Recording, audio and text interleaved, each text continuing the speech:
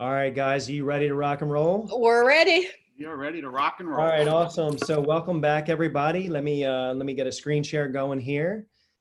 Um, Okie dokie. So welcome back to session 5 of our 10-part CE lecture series. I'm super excited for today's presentation. I'm about to get to the speakers in just a second, but just a little bit of housekeeping first. So thanks everybody who logged into yesterday's event. It was such a successful presentation given by Dr. Mariana Evans, who's fantastic, airway orthodontist in our community out here outside of Philadelphia. And the responses were fantastic. We've had a number of discussions that have continued into email form. So thank you all for your engagement and interest in that topic.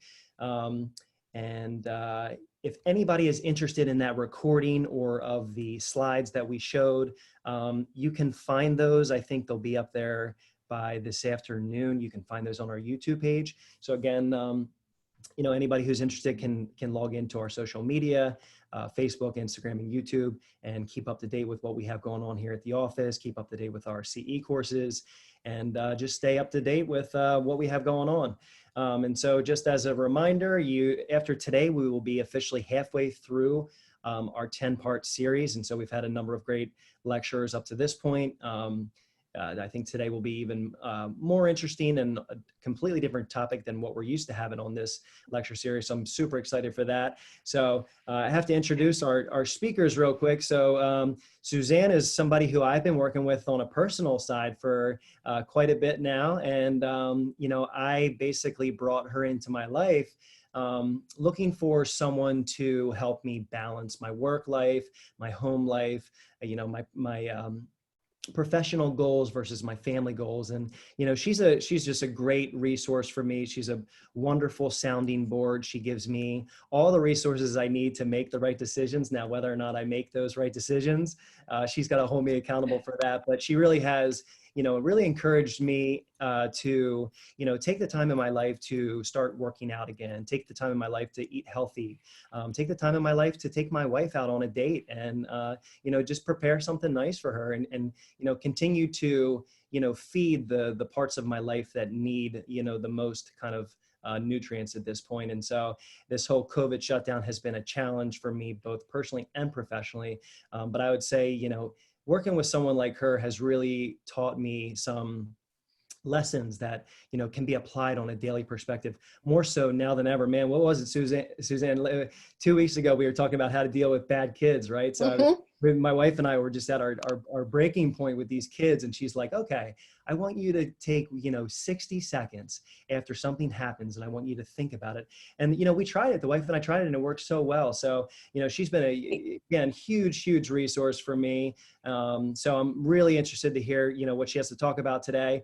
And then Michael, of course, has been working with Suzanne. I'll let probably you give him a better introduction than I can, because I don't really work with him too much, but I'm really excited for him to be on here as well. So Suzanne, I'm just going to turn it over to you and give you your full hour and not take up too much of the time here. So I'm going to go ahead and stop share. And if you want to take over, let's do it. Yeah, sounds great. Well, first, I thank you so much for your trust and your enthusiasm into everything that we're doing together, personally, professionally. It's been amazing to work with somebody like you. My 20 years in dentistry definitely serves me well when it comes to knowing what a dentist goes through. So let's hop right into our presentation today, and we'll get right to the introductions. Okay. Yeah, there we go. This is what we're going to be talking about today. And yeah, Michael, I'll let you go with the introductions, and then we'll go from there. Well, Dr. Robinson certainly gave you a good intro, but I'll see if I can match it a little bit. My name is Michael Gross, and I am a law of attraction life coach, and I do motivational speaking and consultation work with companies and individuals on helping them improve corporate morale, corporate wellness, productivity. I also work with them to help them achieve the outcomes they want to have in their lives, of course, right? Most recently, I had some exciting news in my life. My first book was just published, The Wingman's Path to Positivity. And so it's been a very exciting time for me. My book basically encapsulates my philosophy and my practices on how to increase your mood or improve your mood, your energy, and really start achieving the outcomes that you want to achieve in your life, right? I'm thrilled to be here with Suzanne today, SuzanneTaylor King. Suzanne holds a BA in applied science, an MA in positive psychology, 20 years in the dental industry, and more certifications than we have time to mention today. What I will mention, though, is how I've witnessed Suzanne's ability through being in her mastermind group to ignite ideas in whatever venue, right? In whatever venue we're in, whether it's a corporate lunch and learn, or it's online presentation like this, or one-on-one coaching, whatever it is, she helps people achieve their goals. So I'm really happy to be here today. I'm sure we're going to have a lot of fun with her and me, and we'll get some positivity going. So let's get started on talking about ideas and practices to increase the morale, the positivity, and the productivity in your office, right? Suzanne, you want to start us off with the learning points? Yeah, that sounds great. Thank you for that great introduction. So today's learning points, really we're going to highlight the topics of Michael's positivity practices, which are actually tangible practices that you can do. And I'm going to go through some scenarios from the dental office that came up for me in my 20 years of working as a dental hygienist and 5 years before that as a support staff member. We're going to talk a little bit about breaking the rules and being a team player, how to cultivate motivations, how to play up your personal strengths and your office strengths, and then finally bringing the smile to your practice for that return on investment of positivity and financial rewards that we're all looking for. So let's jump right in to our first practice. Michael, I'm going to let you take this one. I'll take it over. I'm going to start with a practice that has helped me so much. But before I do, I want to make sure I'm clear on my belief that when I'm speaking with corporations or offices or businesses or teams or individuals, I guess I should say also, that it all starts with the individual.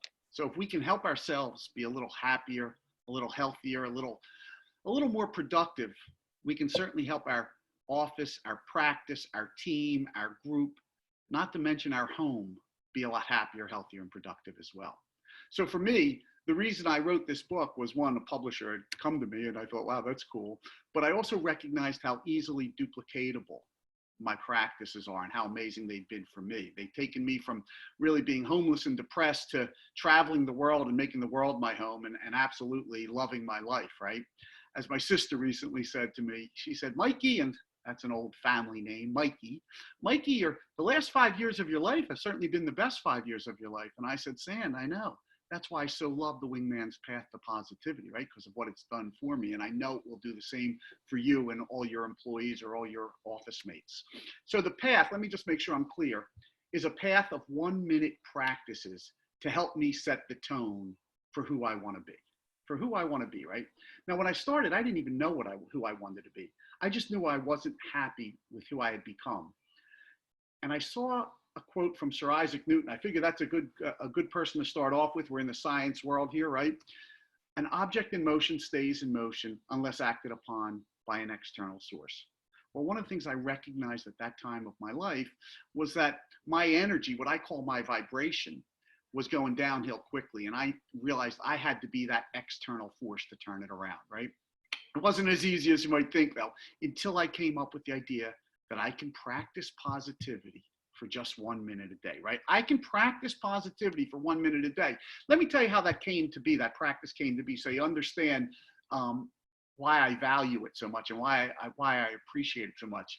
It started with football. I love watching football. I love watching the NFL. I'm from the Philadelphia area. I love the Eagles. I'm in fantasy football. I just enjoy football, right? So of course, it makes sense that I love the Super Bowl as well. And I love watching the Super Bowl. I don't even go to Super Bowl parties. I just, because I like to watch the game and hear the announcers. And I like to really, the truth be told, I love to watch the commercials. Because if you know the Super Bowl, you know the best commercials come out then, right? And I don't know how many years ago it was, maybe 6 or 7 years ago, I was watching the Super Bowl, of course, and it was one of these great games that came down to the last couple minutes. But what I recognized, it was like I had an epiphany that day, because every commercial I saw, as we all did, I realized was from one of the most successful companies of our time, right? How we measure success, it was from one of the most successful companies of our time, paying millions and millions and millions of dollars to get into our conscious mind for just 1 minute, so they could be in our subconscious mind forever and ever and ever. So when you think of soda, or you want to drink, you think of Coca-Cola, or insurance, or food, or computer, or whatever you're going to buy, it gets into your mind, right?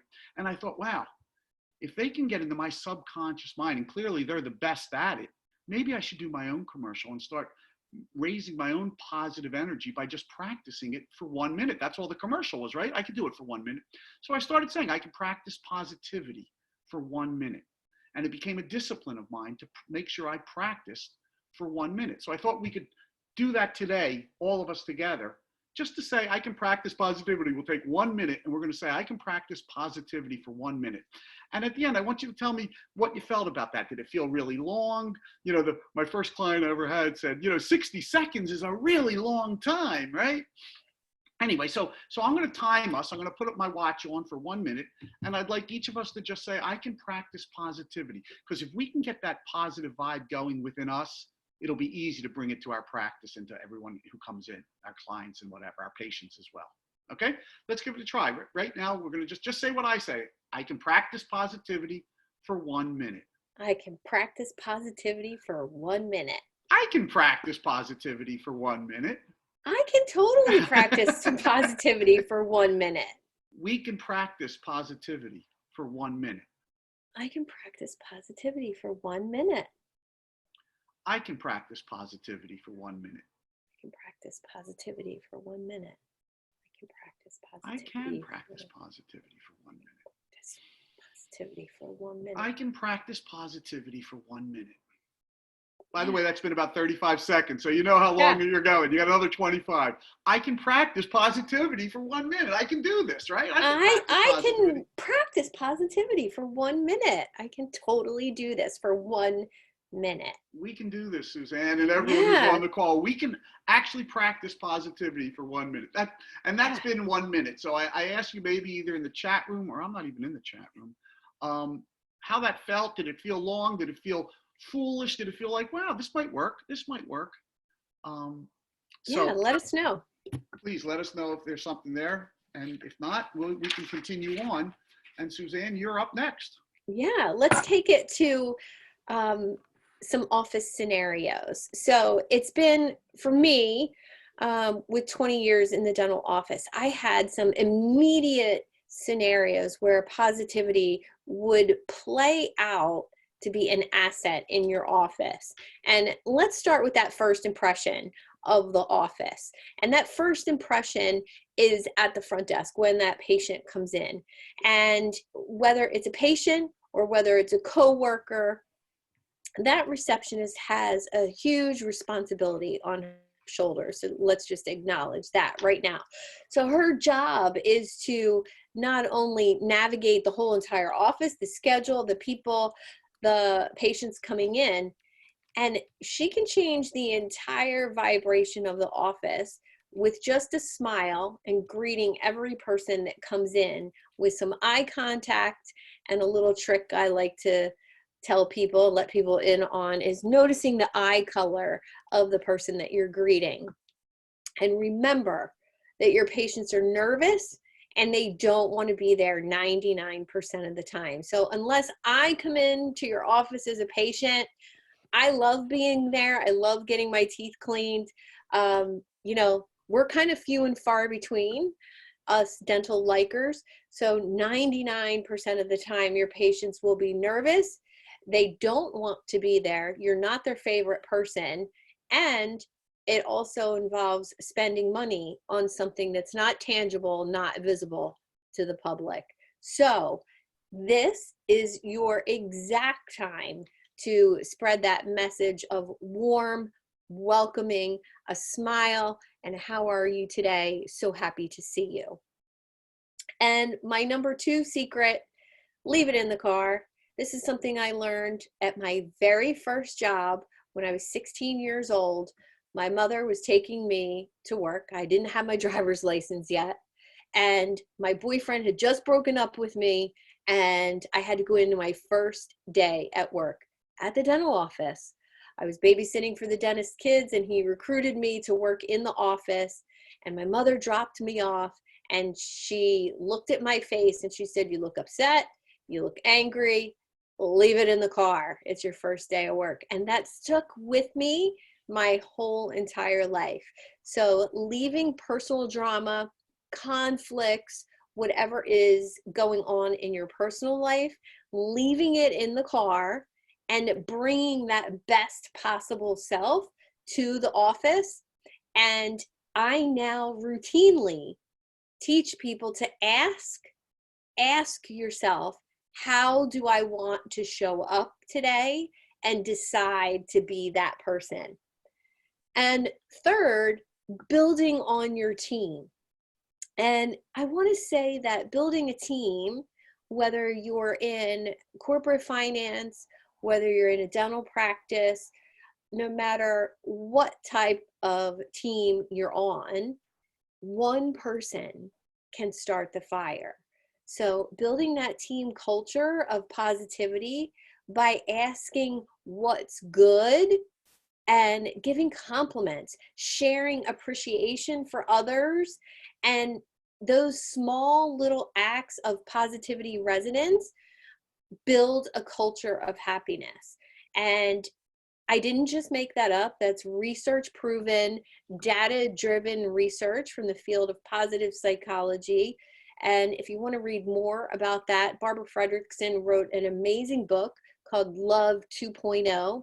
And in that book, she talks about creating those micro moments of positivity between people that you know, people that you live with, total strangers, co-workers, and just by creating a smile, eye contact, a compliment, or talking about something positive can shift the energy of an entire office or an entire day for someone. So I'd love for you to keep that in mind as you go into your office. And next, I want to just say the benefits of developing this positive culture. So there's a huge benefit to developing this culture within the office. And one of the number one things is creating the team player mindset. Once you have this team player mindset, not only does it build camaraderie, it feeds the mindset of everyone else that works there. So it's like this spiraling up effect, and that attracts patients and more referrals. Because when you have the funnest, most positive office they've ever been to, and the average dental patient changes offices every 3 years. So that goes to the one on the lower right, patient retention. That should be our number one activity that we concentrate on as a team, patient retention. Because if we don't have to go out there and continually look for new patients to fill our schedule, we're retaining the ones we have, and we're building referrals internally because of those positive experiences in the office. And then let's look at your employees. So when employees are having a positive experience at work, spreading a positive experience to the patients, it improves attendance at the office. And that is a great return on investment in the dental community. One, because if your hygienist is out and you have a full day of patients scheduled, most likely you're hiring a temporary hygienist to come in that day. So you're paying 2 people to work that day. Same with your assistants. And once you have improved attendance, you have an improved team, and that increases motivation. When others do good, it up-levels others' behavior. So I worked on a team of 4 hygienists, and when one of us had an awesome idea and saw the others excelling with that idea, it helped everyone step up to the plate and increased our motivation. And so when others do good, it motivates other people to show up as the best version of themselves. And that, my friends, is the best return on investment for positive culture. And now, this next practice that Michael's going to take you through has been one of the most powerful ones for me personally and professionally. So I'm super excited for this one. And Michael, take it away. Nailed it. Nailed it. Nailed You it. nailed it. Nailed it. Absolutely. You know, on my path, I soon recognized that the better I felt, the better the things seem to continue to get better. You know, the better it gets, that type of thing. So anytime I would hear something that made me feel good, I would practice that feeling. I would practice holding on to that feeling. And that's what happened one day when I was doing something and I came up with a plan and I did this whole thing, and over the next week, it really worked out. And it was like, I nailed it. Just like that kid. That's exactly how I felt, that kid in the slide.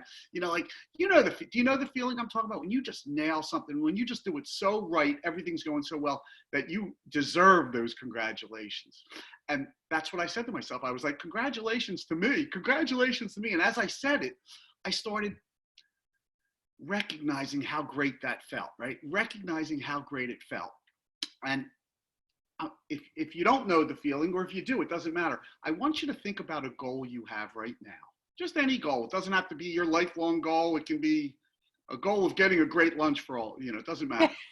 What I want you to do now is imagine doing it well, achieving that goal. Whatever your goal is, I want you to imagine achieving it. Not only achieving it, doing it so well that you feel great about how well you did. You know, you have a sense of pride about it, right?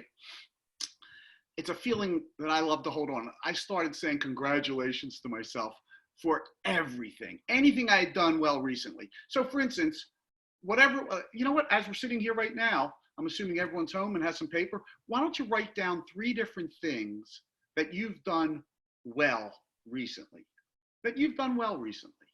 You know, it could be in today's environment with the coronavirus, it could just be getting food it could just be getting a delivery of food, or, you know, keeping your family safe and well. Whatever it is, just write down 3 things that you've done well.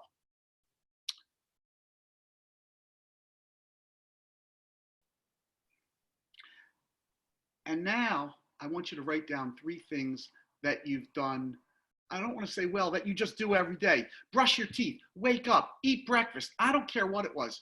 What I started realizing was, if I could get, you know, when you start recognizing energy and you start realizing it's a momentum game, you want to start getting the momentum on your side. And that's what congratulations did for me. It's just such a high vibration word is what I would call it. So I started saying, you know, congratulations. Let me tell you when I knew the practice was really going to stick though. My wife and I are going to dinner one night, and we get in the car, and I notice that we are, you know, 5 minutes early. We're really perfectly on time. And I'm like, congratulations to us. Congratulations to us. And my wife gave me that wifely eye roll. And if you're a wife, I'm sure you've given it to your husband. And if you're a husband, I'm sure you know what I'm talking about. Suzanne, have you ever given a wifely eye roll to your husband? Never. Never, never. And it was her saying to me, really, are you serious? You're congratulating us for being on time.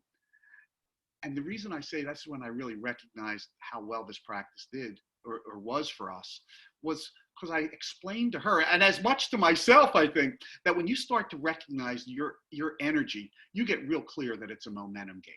So I started small. I brushed my teeth. Congratulations. I walked the dog. Congratulations. I had breakfast. Congratulations. It didn't matter what I did, what I accomplished. I was congratulating myself. And as I'm saying it to you, I get chills because I remember the feeling of how great that felt. The word has incredibly high energy.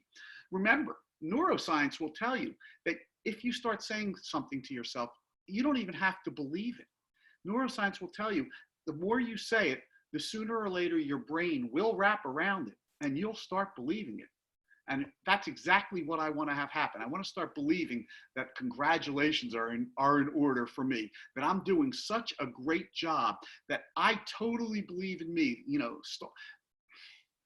what I'm trying to say is I totally believe that starting with that small vibration of brushing my teeth and whatever grew to where I'm now congratulating myself for bigger things like writing a book.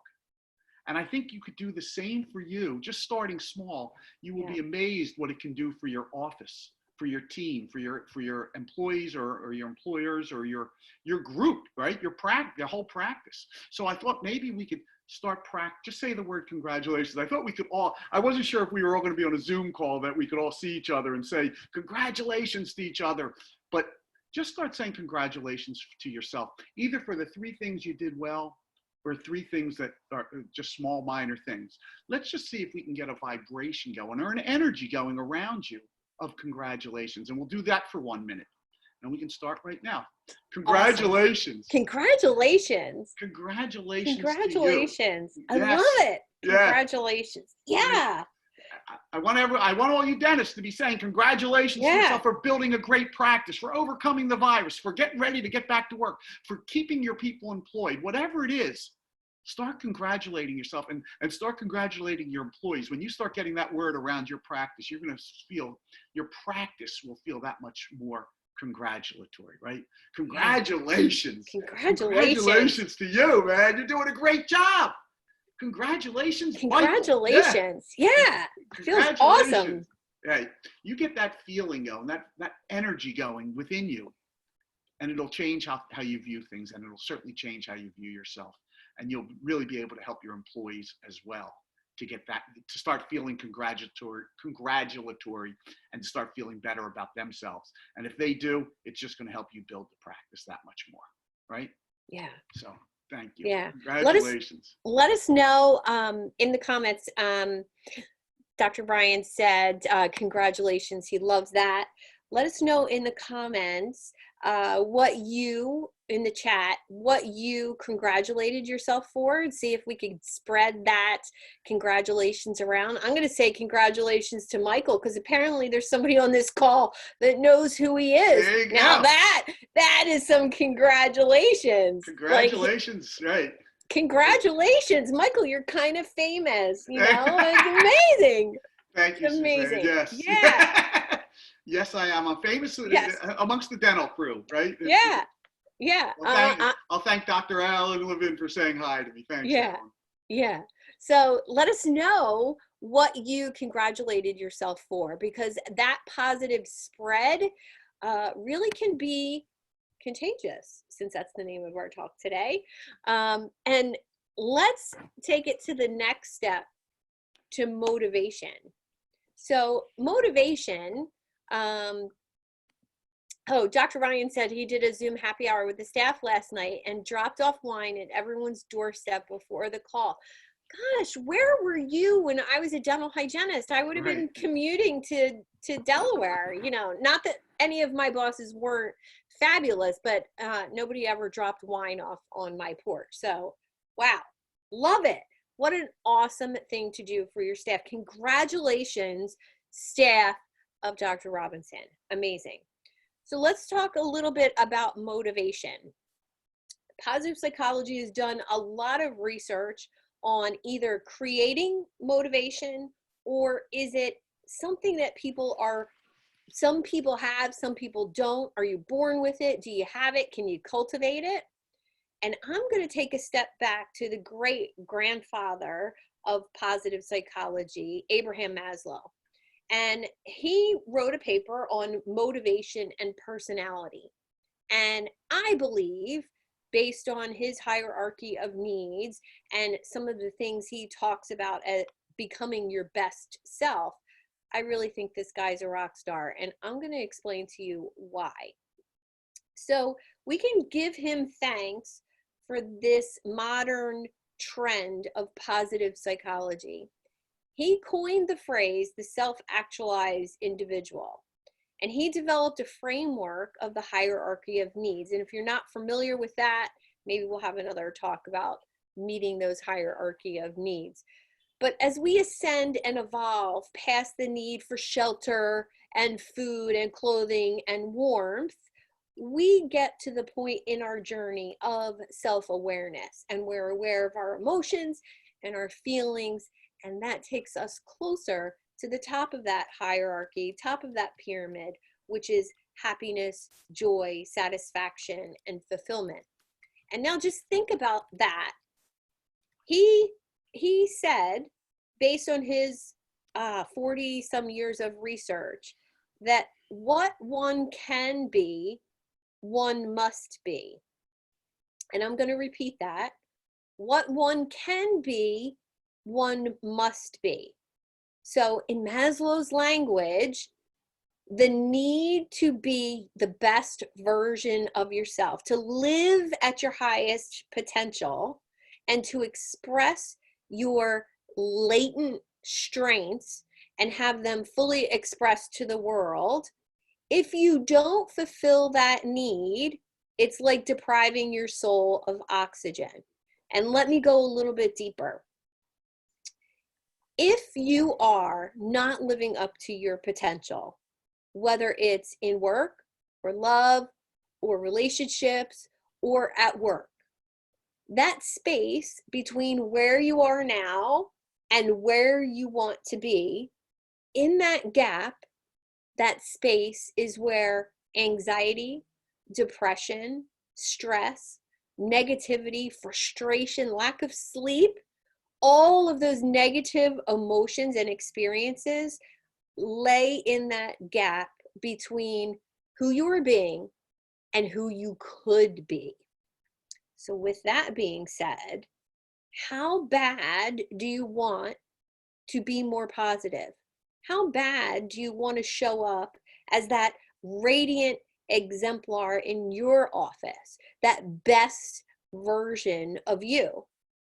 And then how confident are you that you can achieve it? So in the chat, give me a 1 to 10 with how bad do you want to live as that best version of you, show up as that best version of you, whether it's to be an athlete, whether it's to be more positive, whether it's to be a better parent, whether it's to be a better boss. How bad do you want it? Give me a 1 to 10. And then after that, how confident are you that you can achieve it? So that comes into play, because if we want it, but I'm not so sure I can get it, that's why you don't have the motivation to make changes. So in my opinion, and positive psychology's opinion, motivation can be cultivated with wanting it bad enough and being confident in yourself that you can achieve it. And this is not about perfection. This is not about achieving it all the time. This is about striving to achieve it moment by moment by moment and showing up as that best version of you. All right, we got a couple 10 in the comments. I love it.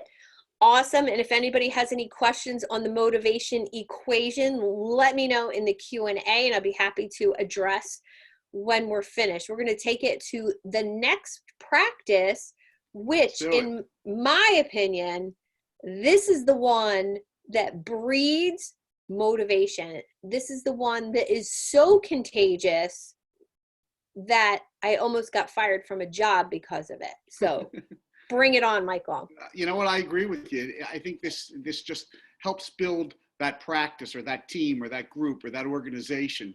And it's a simple practice. Just saying to yourself, I love doing more than expected, right? I love doing more than expected.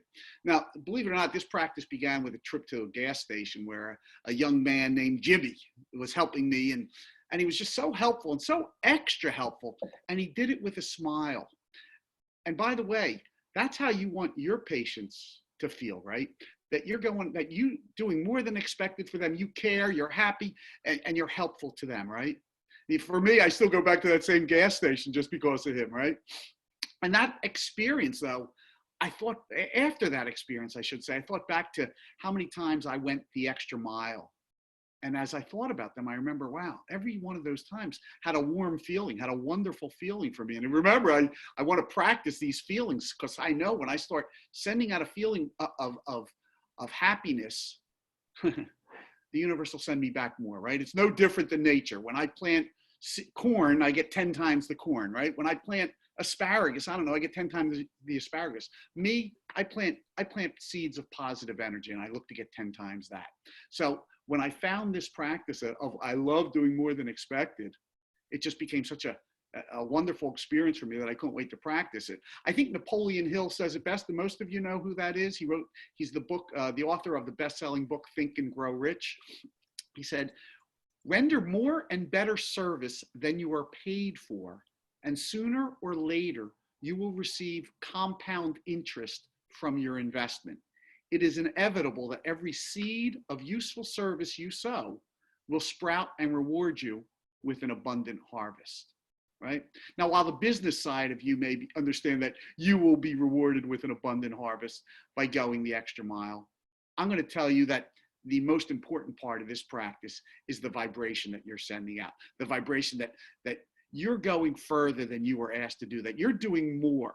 It's just such a feeling, I always say it produces a feeling inside your soul, a feeling of pride or of achievement and of a job well done. And if you can get your team to each individual, it's sort of like paying it forward. If you can get your team to each individually just feel that wonderful feeling, get that wonderful feeling of doing more than expected, not only will your practice continue to grow, but each person in your practice will continue to grow. So let's give it a try. Let's see how it sounds. Let's just say, I love doing more than expected. I love doing more than expected. And let's see if we can do it for a minute again. Ready? Yeah. Say it with me, everyone. Dennis, I know you're home and you're just sitting there. You might as well say it anyway, right? It'll help you see if that feeling really gets it going, and if it's a feeling you want to have in your office with all your groups and your employees, right? Yeah. I love doing more than expected. I love doing more than expected.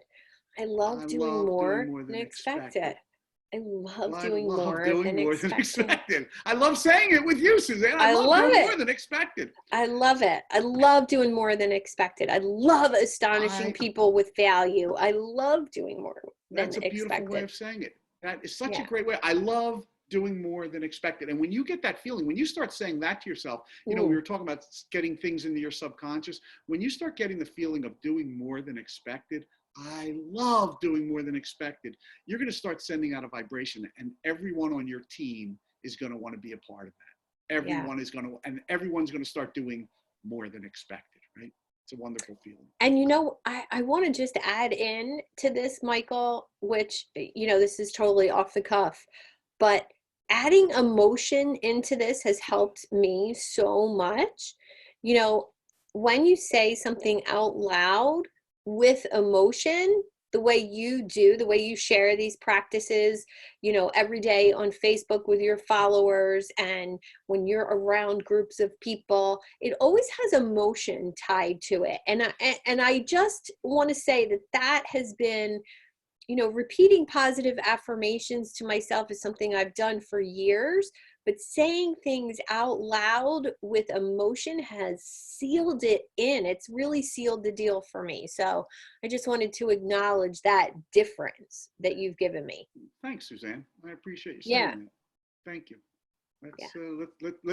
Let's continue on, because we love doing more than expected. Yes, we do. Sure we give more than expected here, right? Yes, we do. So let's talk about growing your strengths. So when it comes to strengths, there's 4 top universal strengths that we all need to cultivate to be more positive. And they are hope. And that's about moving forward with prosperity, with a clear vision for the future. That's being hopeful. Zest is one of my favorites, and it's just joy for life itself. Gratitude and forgiveness go hand in hand with each other. Thank you for having a job, and forgiveness if someone's out sick or can't pick up your slack that day or makes a mistake. Like those things on a daily basis in your life, whether it's at work or at home or with your kids, make life less stressful. So moment to moment, those are the 4 universal strengths that you want to cultivate. But I want to ask you to go a step further to know what your personal strengths are. I put a link here, and I'm gonna copy that link for you guys and put it in the chat if you would like to take that personal character strengths assessment. It takes about 15 minutes. It was developed at University of Penn, the Foundation of Positive Psychology, and you will get a printout, a custom printout of your top 25 character strengths. And I suggest people look at your top 5 and cultivate those. Wow. And then take that a step further. And what makes your office different? What makes your office special, unique? Who do you have working for you that is special, unique, has a unique talent, something that they can bring to the table? And knowing how to grow those strengths personally and as a team fuels the fire of productivity. So start with what's awesome. And as humans, since we are wired for negativity, when you take this test for your top character strengths, I guarantee you the first thing you will do is look at the bottom ones. I guarantee it. It's human nature. It's who we are. It's how we are wired. So you watch yourself. If you print out the results, you will look at number 25 and say, what do I stink at? And I'm going to ask you to look at the top 3 and say, look at what I'm great at.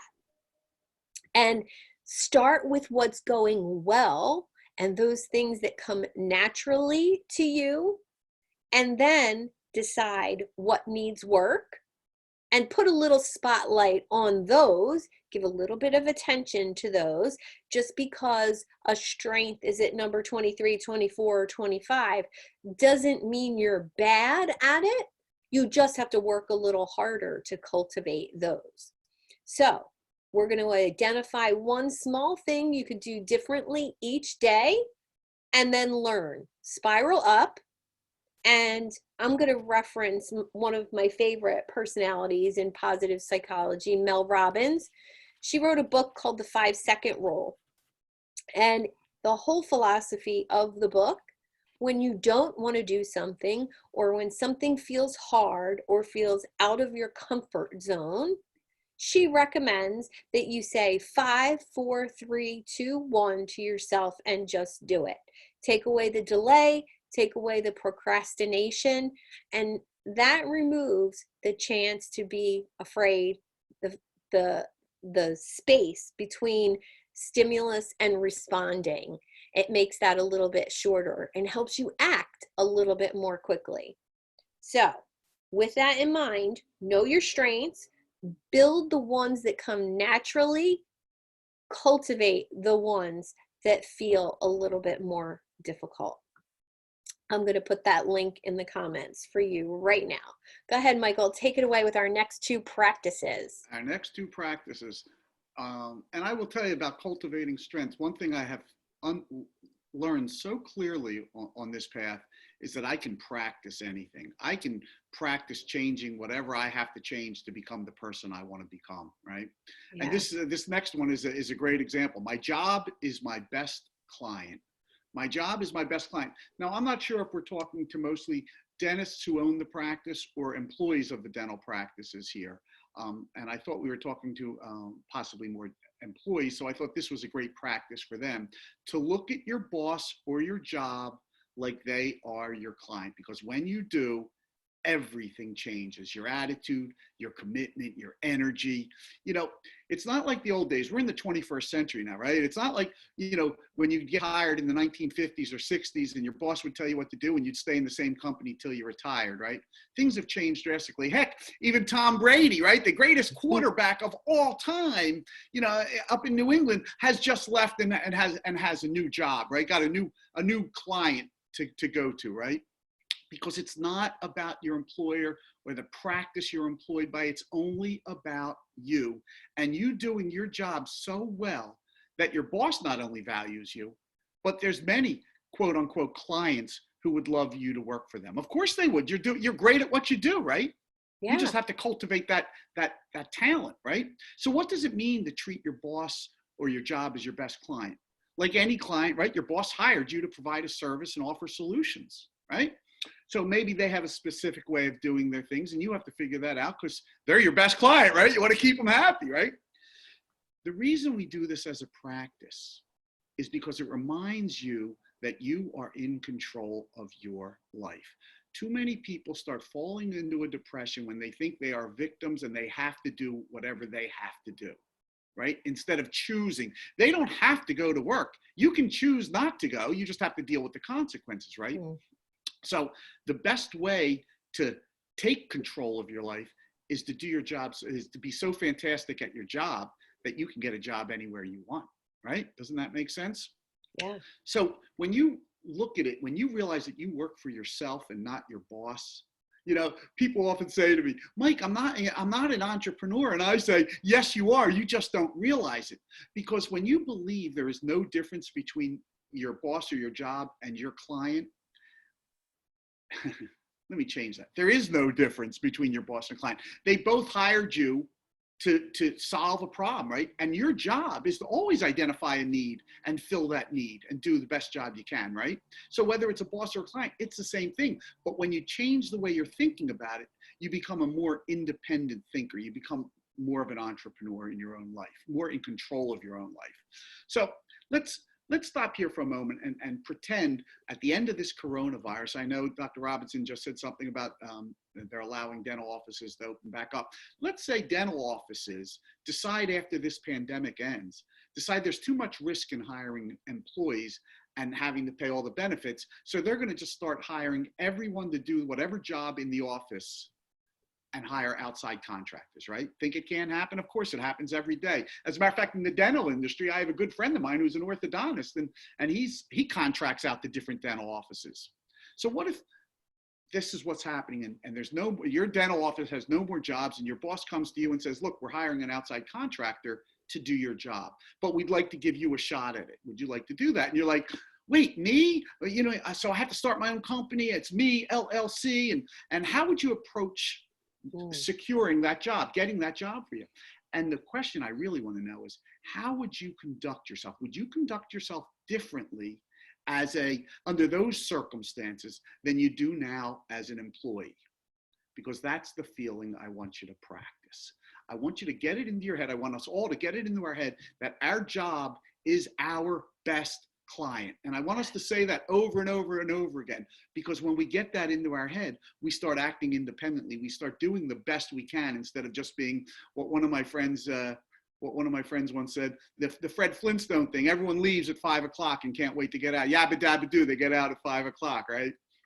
So let's say that for 1 minute. Let's see how that feels to say my job is my best client, because it is, So let's give it, let's start it now. My job is my best client. Say it with me. My job is my best client. My right. job is you're my home. best You can client. even scream it out loud. No one's going to hear you, right? My job is my best client. My job is my best client. My job is my best client. And by the way, if you're a dentist on this call, imagine how your office would look if every one of your employees felt like that your job, that you are their best client. And they want to make sure they keep you happy and do their job as best to their ability, right? My job is my best client. And I love my clients. Yes. I love my clients. And there is no difference. Now that's been about 45 seconds. We'll let that go. And I'm going to pass it back to that. Oh, I'm sorry. I was going to pass it back to you, Suzanne, but I wanted to talk about the last practice, which is, does my energy match the energy of my desire? Yeah. Does my energy, this is a question I ask myself every now and again. Does my energy match the energy of my desire? This is not a practice, by the way, that you have to answer the question. You just have to ask it. You know, the human mind is one of the greatest, one of the greatest attributes of the human mind is how it loves to figure out puzzles and riddles and answer questions. Well, you give it a question to answer. Does your energy match the energy of your desire? and it'll let you know if it does or if it doesn't. And oh, just try for 5 seconds not to answer the question after you. Isn't that the truth? Isn't, like your mind just starts playing with it and playing, and it starts marinating. But what I have found is when my energy matches the energy of my desire, it has to become my reality. So if I want to build a big dental practice, or if I want to get a great job in a dental office, I just have to make sure my energy matches that of my desire. You think this is crazy? They've been doing this in business or in sports forever and ever. You know, the wide receiver pictures himself scoring a touchdown, or the baseball player pictures himself making the winning play, or the businessman pictures himself having a successful meeting. Because when you envision it, when you get that energy of yours to match that of your desire, it always, always becomes your reality. So that's how I would like to end my portion of this. And yeah, I love that one. That's one of my favorites, because I really think that can shift those subconscious questions. You know, when you ask yourself those questions, your brain knows the answer immediately. You know, it's funny you just mentioned your subconscious, because one of the things that really got me started on these mental health practices and really getting my mind working that way was I had read, you know, a definition of your subconscious, or of being, or of subconscious, excuse me, is that it has influence on the mind, although we don't realize it. I'm paraphrasing, but it was something like your subconscious has influence on your mind, although you don't realize it. So I started saying, well, if my subconscious has influence on my mind and on my outcomes and on what I'm doing, I better damn well make sure I know what it's doing and why it's doing what it's doing. And what I found is by doing these affirmations, or finding things, my truth, that I want to make sure I practice these feelings and keep sending them out. So I thank you, Suzanne. I love that. I love that. All right. So here's the really exciting part. So if you want to take these practices to the next level for yourself personally, or for your office, Michael's book just dropped. I'm going to use the fancy lingo. I love that. You like that? So there's 55 practices within the book to keep you moving on your positive path, now available on Amazon. Thank you, Suzanne. And bringing the smile to your office. Here's what Michael and I have created for many different offices, communities, customized for you. We do virtual workshops like you see today, lunch and learns, where we come to your practice and spread the message of positivity, and individual practices and coaching for your staff. And then of course, private coaching for dentists and staff members. So bringing the smile to your office, you can visit our website, conciergewellness.net, and look at all the opportunities and options there to work with us. And we'd be honored to have a call with any one of you. And now we're going to do some questions. So I'd love to know, hygienists out there, assistants out there, dentists out there, let me know in the comments what your questions are. Maybe you have a single member on your staff who is bringing some negativity, how to deal with that person. Yes. Doesn't every office have one, right? Yes, every office has one. And if you don't know who it is, it might be you. That's a good saying. Sorry, that's dental humor. So I hope you're all laughing a little bit on that one. So any questions, put them in the chat or in the Q&A, either one. I have both open right now, so I can totally see if you're commenting. Let me know. Dr. Ryan's hopping back on. Do you have a question for me? Not in particular, but I took so many great notes. I mean, I've been learning from you for, so long about, mental wellness and, positivity. And I took a ton of notes. I mean, from you and Michael, the presentation was fantastic. I mean, I think there's just so much to be said for positive culture within the office, especially more so now than ever. Like I was kind of discussing with you on the phone. I mean, all of us dentists are kind of unsure about, what the culture is going to be like, what the environment should be like. We can't be maybe as welcoming as we're used to as dentists. I mean, we're so touchy. We're in people's mouths. I mean, we grab their hands. A lot of my patients, we hug them, we kiss them on the cheek. I mean, it's a very intimate relationship that we have with our patients. So I think, making sure that for all the dentists that are out there and the hygienists that are out there, getting a clear plan before you go back into your office with your whole entire staff is going to be extremely important, because you want to present unified and you want to present kind of all together. And, I can't emphasize how much this is meant to me. I've been taking just notes and notes and notes, like texting my office manager and things like that. Like, hey, we got to get people together to do this. So very positive. I really appreciate your guys' time. And I hope we'll have some more questions here. It looks like somebody has a question. Yeah, it looks like Samara, I hope I'm pronouncing that right. She asked, what would a good mantra for the morning huddle to get everyone on a good start for the day? Oh, I love this question. And I used to finish every hygiene huddle I used to have with, let's make today awesome. Let's finish on a positive note and treat every patient that comes in like they were our mom or our child or whatever feels right for you. That's a great, right. That's it. You know what, Suzanne, I think you just hit on it. You want to get that feeling going. Samara, it's not as much about the words as it's the feeling of you would get with your employees and your team, right? Because when you get that warm, positive feeling going, it's going to ooze out to everyone else, right? It's going to ooze out not only to your employees and your team, but to your patients as well. Michael, can I say something real quick on that? So one of my favorite quotes in the whole entire world, I forget who said it, but it goes something like, people aren't going to remember what you said. People aren't going to remember what you did, but people are going to remember how you made them feel. And we have it etched on our wall in here. I mean, we have a lot of quotes in my office that we've actually put on the wall just to kind of drive culture and drive positivity. Another one of the quotes that we have up here on our wall here at the Pain and Sleep Therapy Center is, do the best you can until you know better. When you know better, do better. And I love that. I think that's from my Aunt Lulu. Yeah, I love that. And that's one of my favorite quotes as well. And then the other thing that we do here at our office is we have gone through kind of a exercise where we've kind of listed our core values, and we made it a team focused thing where we got everybody in the same room. And we just kind of, we picked all of our employees and brought out all the good things about them.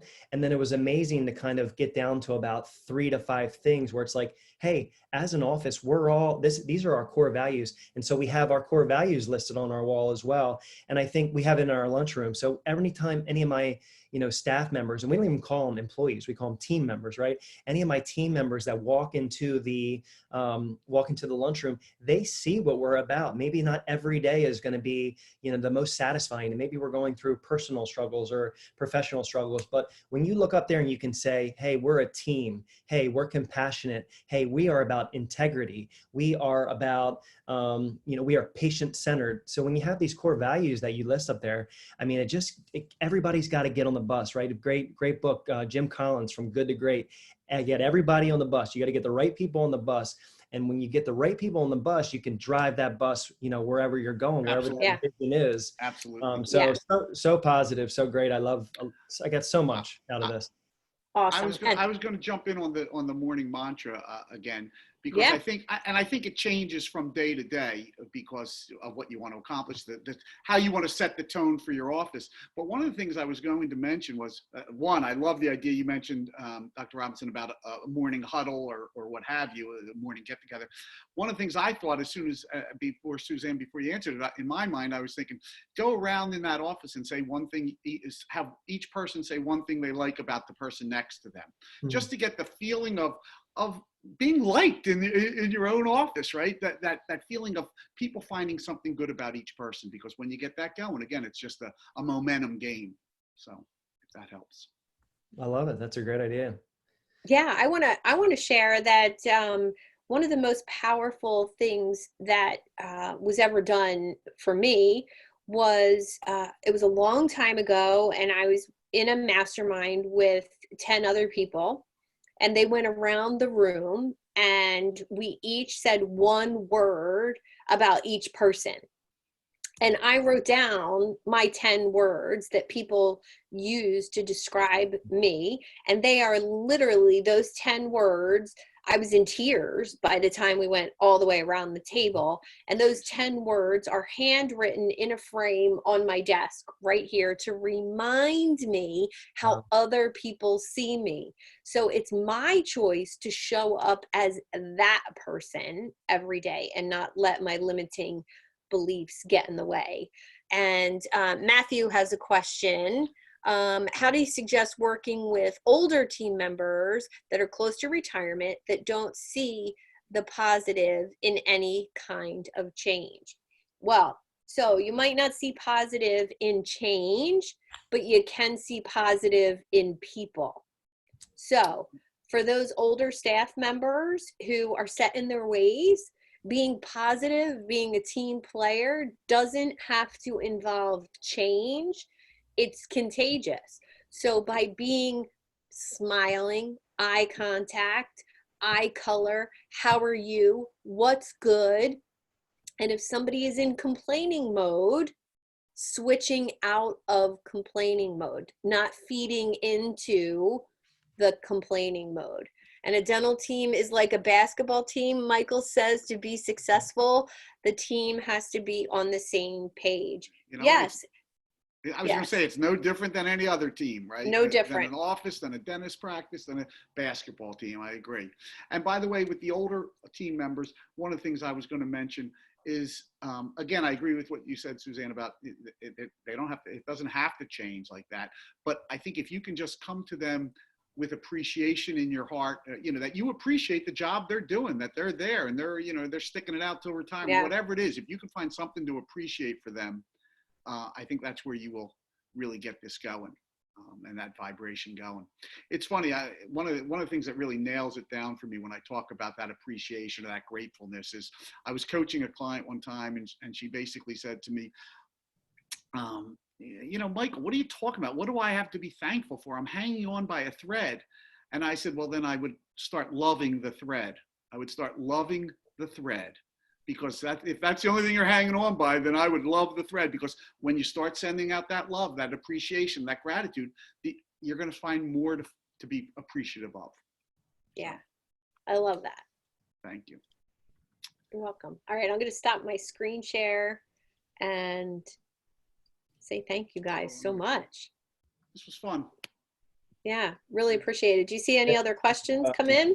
Yeah, this was great. If anybody has any other questions, shoot them out now.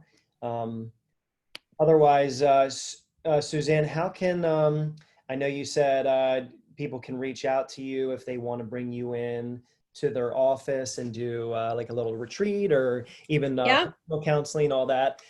Do you have, did you already give them a link to click on? I'm putting it in the chat right now. That's our website. Yep.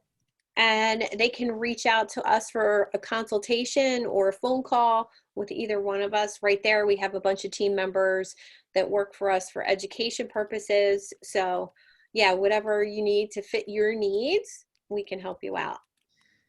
Yeah, excellent. And I'll just say, kind of to close things off here, I've been asked to speak on Friday on a Zoom happy hour with a company that I do a lot of business with, and they asked me to kind of go over my recipe for success and how I got to where I am.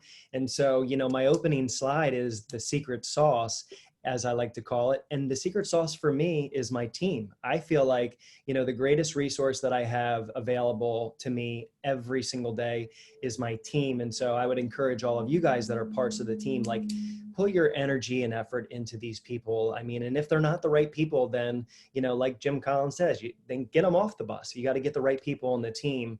But put your energy and effort into these people, because instead of always looking for new patient growth and always looking for new, like you have a wealth you have a gold mine probably sitting right in front of you, that if you take the time to nurture that and grow it properly, you will see those successes that pay dividends. I wrote down the one quote that you said, Michael, that I thought was very powerful, about the compound interest that you will take from your investment of doing more than what is expected. And I mean, I wrote that down. I have a little sheet here on my phone where I write down all the most powerful quotes I hear. It's getting pretty long. Yeah, I like that. But I mean, I like that. I had never heard that before. And the other one about I texted my team. I said something about energy. Am I portraying the energy that? Right. Is my energy matching the energy of my desire? My desire. Yeah, I thought that was extremely powerful as well. Thank you. So now you guys did wonderful. Any other closing thoughts for you guys? Otherwise, we'll close it down, and thank you for your time. No, just want to say thank you. Appreciate you and everything that you're doing, and the amazing attitude you have about your practice. It's really inspiring. And thanks for having us today. Thank you, Michael, for teaming up with me and doing this. It's amazing. Yeah, it was a lot of fun. It's cool. So awesome. Thank you, Doctor. Yeah, absolutely. Thank you so much, guys. For all of you who are still on, we will see you back next week. We have our next CE lecture next Thursday, and that's going to be on myofunctional therapy within the dental office. So really, really interesting topic. I'm really looking forward to everybody logging into that and learning from our myofunctional therapist, Lauren Reinhold. So until next week, guys, be well, be safe, and we'll see you soon. Take care, guys. Thank Bye-bye you. now.